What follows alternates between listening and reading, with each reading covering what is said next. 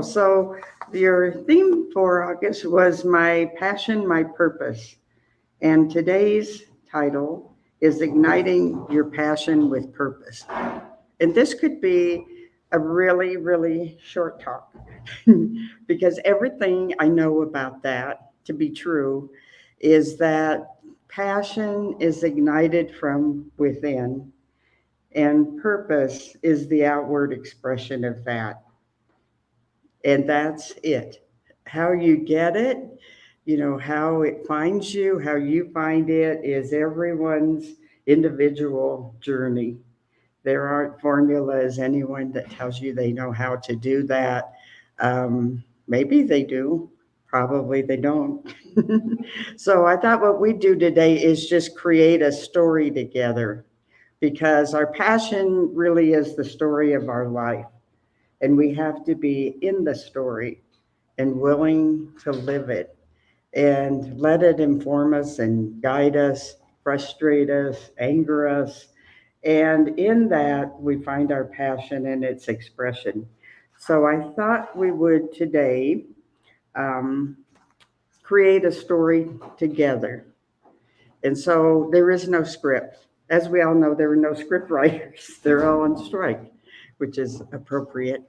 So we can start with, the very beginning, the story as old as time, long ago and far away in a garden. We are going to work on some parables and some comparisons today. In the garden, were Adam and Eve, and the beginning of duality, which could be the beginning of our story. So we know that, there was an apple eaten and there became knowledge of good and evil. But as with the way some parts of our stories may go, Adam blamed it on Eve. She gave it to him. She made him do it. Eve blamed it on the serpent who tempted her and gave her the apple. And the serpent, which is eternal life and renewal, kind of went, it's an apple. So Adam and Eve were the same before and after. The only difference was they now had experienced a separation from the oneness and the bliss they had always known. So if we're going to create a story, we need a theme. And I thought for a theme, some of the older, better known ones are maybe easier to relate to. So we need a theme, and the theme or the motif or pattern, we're going to work with the parable of the lost son or daughter, whoever that may be. We need a producer, and our producer, as we always know, is our source, is the principle of love and law, and that produces the outcome, the outpicturing of passion. It helps ignite our own understanding of where our passion is. We need a director, so we're going to have two. The director keeps the theme on track and inputs important information when that comes along. So we have two appropriate directors. And Diego, if you can do our director one, which is Yoda, is always the beginning of anything in a story. Do or do not do. There is no try. So we either live our lives and we're creating a story, or we don't live our lives and we're creating a different story, but either way, it's a choice. And then we have our own guru, our own Yoda, and that's Ernest Holmes. And I tend to agree with people who think in his old pictures and his ears, he looks something like Yoda. But he tells us all the power of the universe is with you. Feel it, know it, and then act as though it were true. And we do that. So that's their direction. That's how this story is supposed to unfold. And then we need, of course, a cast. In any story, whether you're reading it in a book, you're watching a movie, or whatever, if it's a really good and compelling story, the cast, the characters are very well developed. They have their complexities, their intricacies of action that sometimes you start out just loving them and they kind of fall apart, as things go on. Sometimes the reverse is true. Someone that maybe seems more repulsive than compelling turns out to be so endearing. So the cast has to be relatable. We have to be able to relate to the cast, the characters in the story. And so, since this is all we have, we're going to be the cast. And in the way to relate, as our story unfolds, it touches that place within us where we may relate to that character in one way or another, or we may not relate to that character at all. But just in our experience of being the cast, hearing that part, we're giving ourselves information that is connected to our passion. Some things we're passionate about one way or the other. Some things, we're like the snake, it's an apple. Doesn't matter. So we're going to be the cast as we go through it. And as we use the parable for our motif, it's helpful, I think, to define a few words that are used that may create some sort of response from your character or not. So the first one is the word prodigal. So what do you think of when you hear the word prodigal? Some people's mind go automatically to the prodigal son. Well, there are multiple definitions.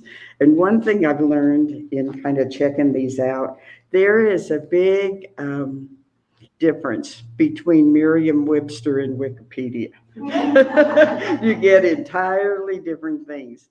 And the Wikipedia definitions say that they tend to be more cultural, within a context, within a circumstance. So I love their definition, Wikipedia's of the prodigal. So the prodigal, it describes, it's an adjective, could be used in a sentence, and this actually came from Google. Its dessert was crunchy with brown sugar and prodigal with whipped cream. Not the one we usually think of. The Webster definition is wasteful, extravagant, careless, and reckless with lavishness. So those are our two. So that's our idea of prodigal. But the synonyms are interesting. It can be wasteful or generous. It can be extravagant or stingy. It can be lavish and lush or careless. So we'll keep those in mind. The other interesting word we need to understand from this is sin. And sometimes when we're reading, especially things from scripture, any scripture, the word sin just, backs us off. So the word sin is different. And again, I like the Wikipedia. It says sin is again, used in a cultural context. In the broader context of cultures, it means an action, a thought that is harmful or alienating. And in the old Greek use, it's a term in marksmanship that means to sin is to miss the mark. And then, Webster has all these things about religious connotations, about, transgressions and all that. So I think I'm becoming more a fan of Wikipedia's definitions. So with those in mind, I'll, um, I'll read you the parable and then we'll go back and kind of reconstruct it for our own use. Words from any scripture, it doesn't matter whether it's the Bible, whether it's the Hindu, the Gita, the Quran, they're all stories, back to the stories as old as time, because they all have a theme. And the theme is always the same. It's about living our life, experiencing our life, learning from our life, and celebrating our life. So they're just stories that may capture our imagination or reaction in some way. I don't ever think that they're literal. Maybe they are. Some people may. That's the right. Okay. So with the parable of the lost child, and am I getting out of the thing again? Out of the box? Okay. Jesus continued, there was a man who had two sons. The younger one said to his father, and father can be father, mother, creator, king, queen, it doesn't matter. Give me my share of the estate. So the property was divided between them. Not long after that, the younger son got together all he had and set out for a distant country, and there squandered his wealth in wild living. And after he had spent everything, there was a severe famine in that whole country, and he began to be in need. So he went and hired himself out to a citizen of that country who sent him to his fields to feed the pigs. He longed to fill his stomach with the pods that the pigs were eating, but no one gave him anything.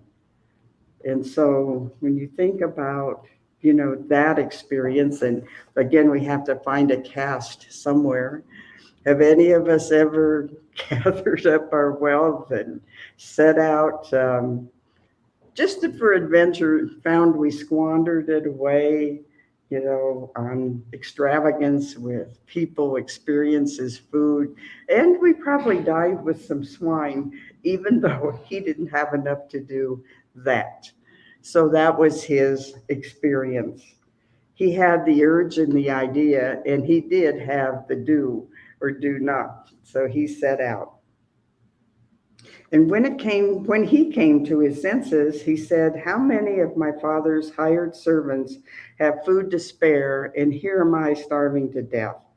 I will set out and go back to my father and say to him, Father, I have sinned against heaven and against you. I am no longer worthy to be called your son. Make me like one of your hired servants. So he got up and went back to his father. So if we remember that the definition of sin is simply something that's harmful or alienating or misses the mark, what he had alienated himself from was his source, his spirit, the God within him that is everything and provides everything, thinking that it was his to do, and he squandered everything. But that's an experience. And returning, it isn't like, sometimes it sounds like, um, like in judgment or pitying, take me back, I've sinned or whatever. It isn't said in that context. It's a humbleness. So I come back humbled from the journey I took, and I want to re-enter the kingdom, which we can do, at any time. So if we look at the time he spent in that part of his journey before he returned, then that's one part of his. And as he went through those experiences, and see if any of your cast can relate to this character. Some of mine can, probably to everyone. What his experience was, that's one of igniting our passion. Sometimes we know what we don't want when we see it or experience it, and in that way we know what we do want. But if we had just been asked, what do we want? We don't know. It's like if you ask me what my passion is, I don't know. It just, It comes along, it captivates, and it goes on. So while he was still a long way off, his father saw him and was filled with compassion for him and ran to his son and threw his arms around him and kissed him. And so it's that returning, it's that anchoring the father character in this, which could be the creator, it could be, any representation to us that is of the source, the supply, the comfort, the guidance, embraced him because he had taken the journey and he was home and he made it back alive. And that's a good thing. So, remembering the definition of prodigy, it was time for a party. Lavish, luscious, extravagant. But when his son said to him, I've sinned against heaven and you, I'm no longer worthy to be called your son, it's simply an act of being accountable, of recognizing. The adventure was one thing, the returning was another, and it's a wiser, more loving embrace. So the father said to his servants, be quick, bring the best robe and put him on him, put a ring on his finger and sandals on his feet. Bring the fattened calf and kill it. Let's have a feast and celebrate. For this son of mine was dead and is alive again. He was lost and is found. And so they began to celebrate. It's that truth, that state of non-judgment, of acceptance, that we're loved for who we are, not what we do. And with the act of being accountable and humbled, and the other being grateful at the return, there's an elevated sense to the experience of life. And of course, a good party. So he's completed the one part, and we'll see Yoda again later. Okay, meanwhile, the other prodigal, do you remember the other prodigal? Meanwhile, the other son, the older son, was in the field, and when he came near the house, he heard music and dancing. So he called one of the servants and asked him what was going on.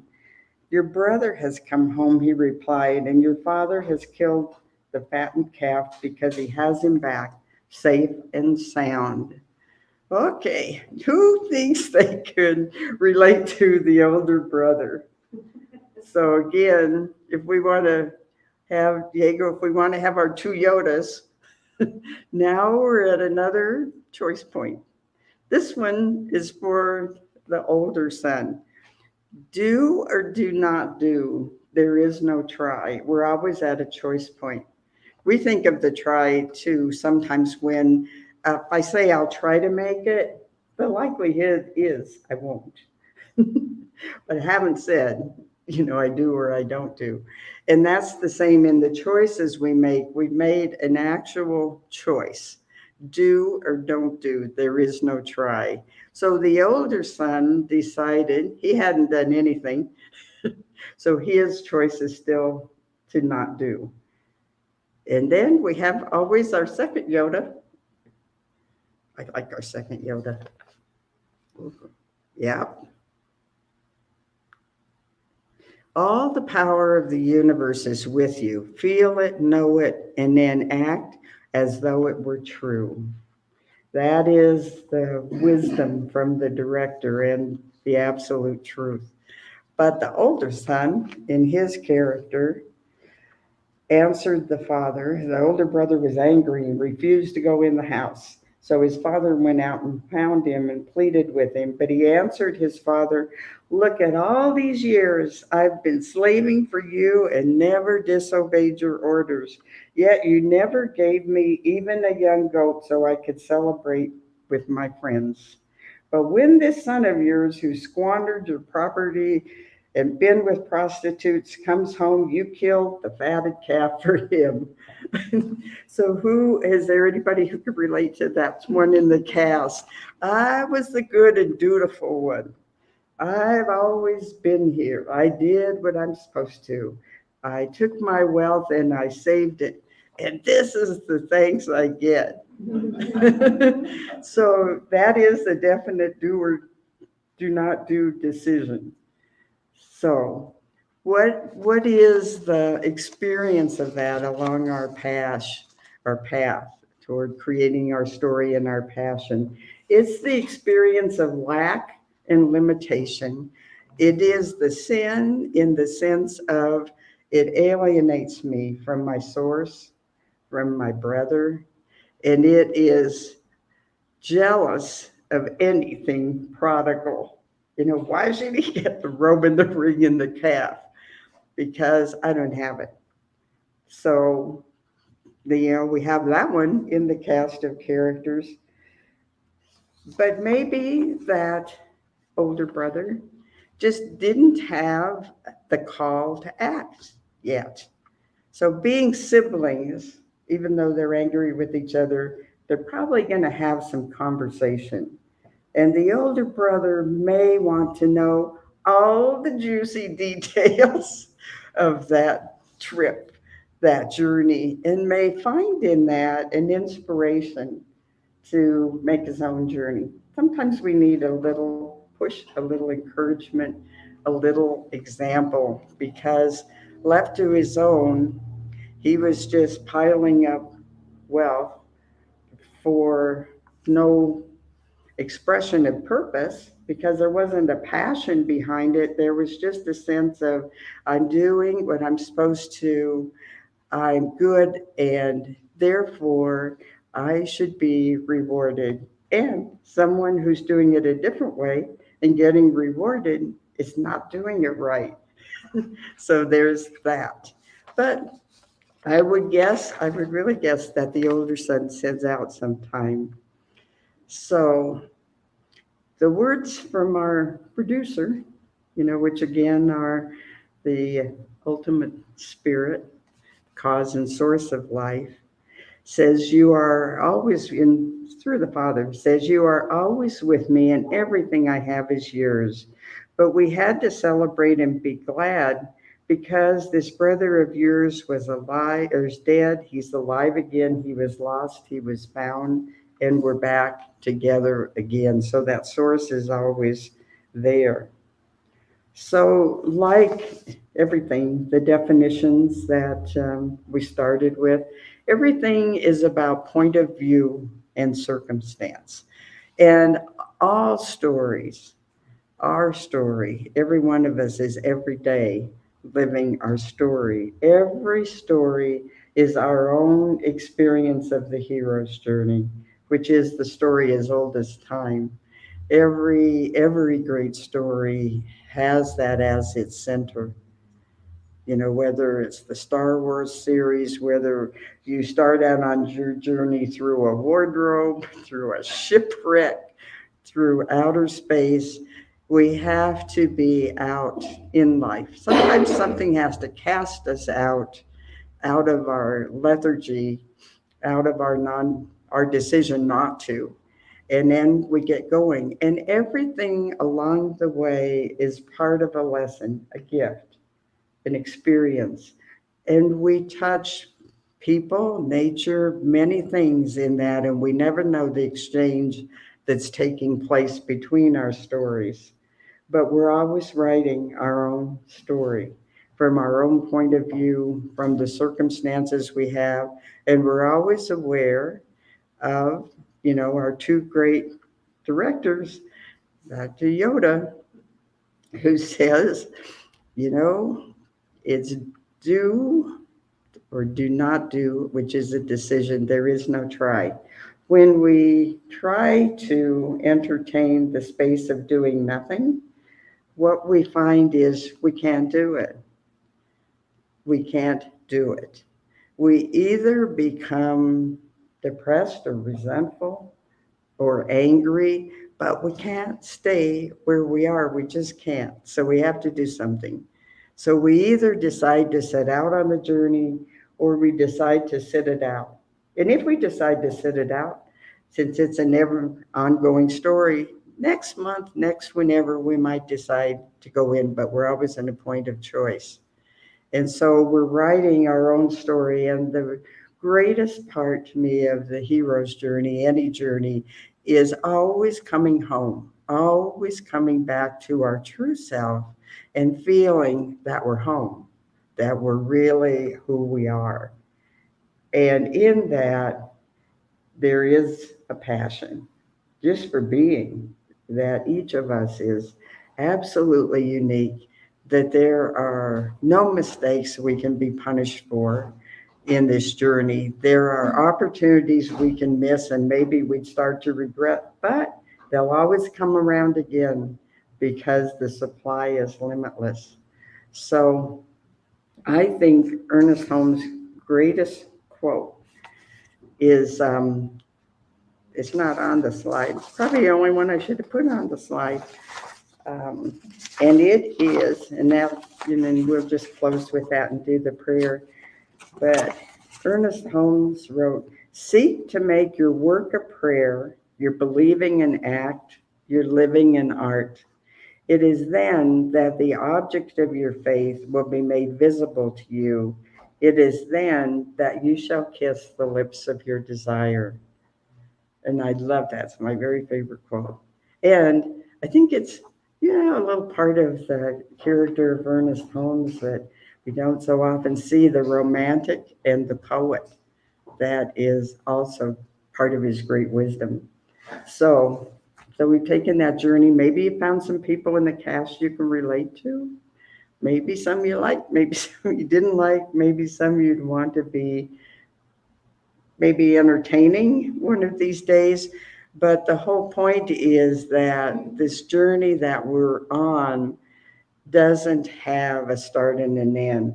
Our passion can't be found because it's not lost. We can't find our purpose because it only comes through the overflow, the express of our passion.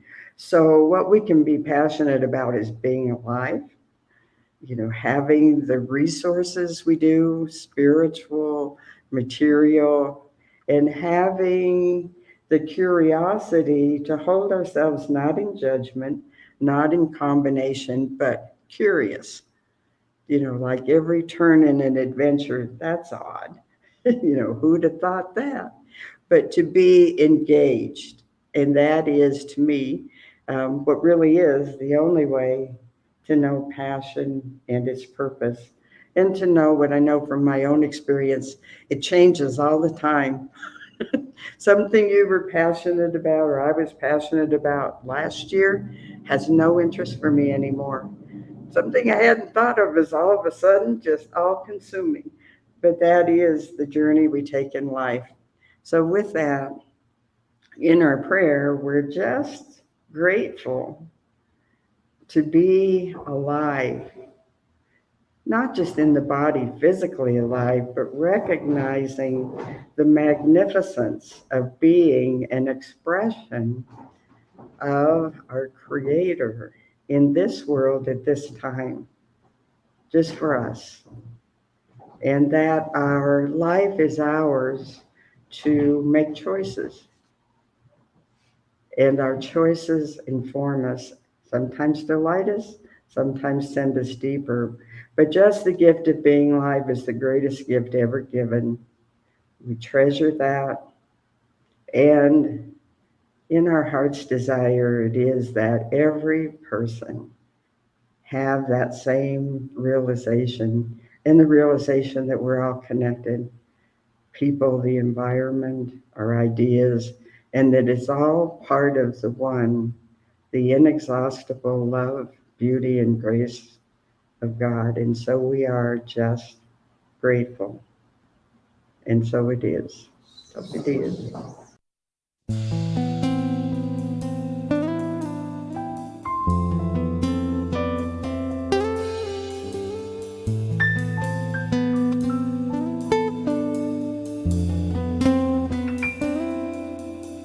I'm sorry, please forgive me. Thank you, I love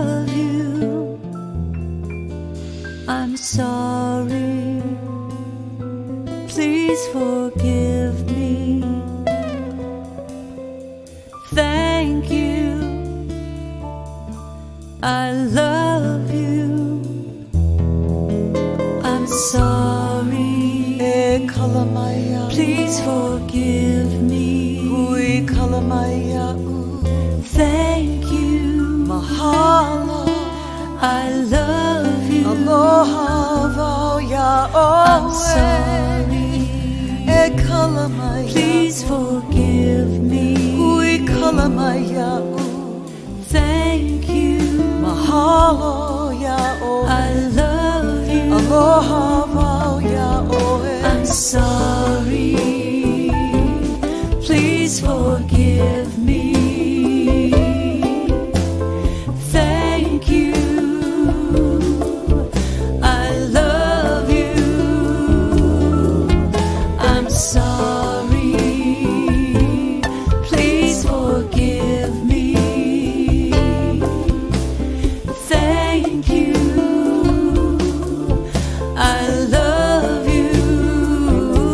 I'm sorry, please forgive me. Thank you, I love you.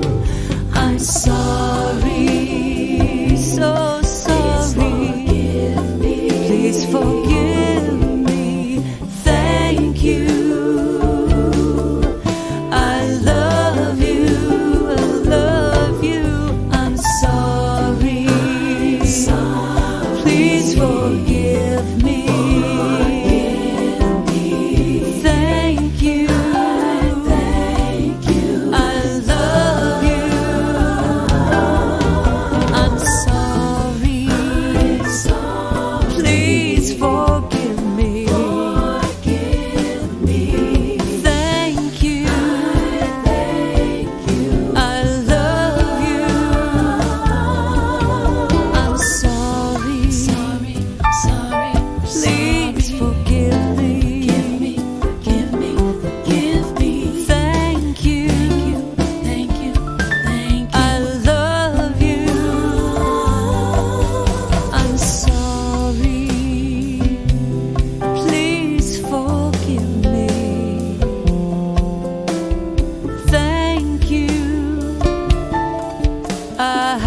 love you.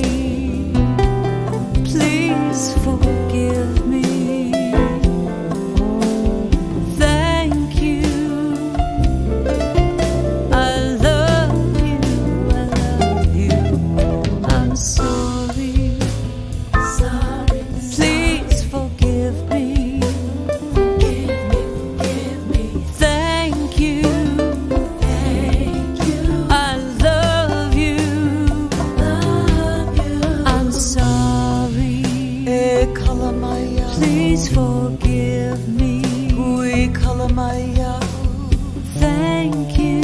Mahalo, I love you. aloha, I'm sorry.